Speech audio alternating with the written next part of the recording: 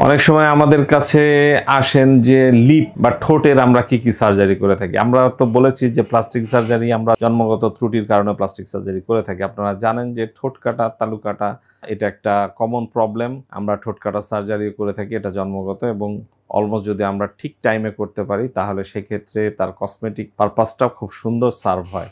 আর অনেক সময় যদি পুরু ঠোঁট থাকে, ঠোঁট মোটা থাকে, দেখতে একটু বিশ্রী লাগছে, সেখানে লিপ রিডাকশনের প্রয়োজন হলে এটা একটা আমরা মিনি সার্জারির মাধ্যমে আমরা এটা করে থাকি।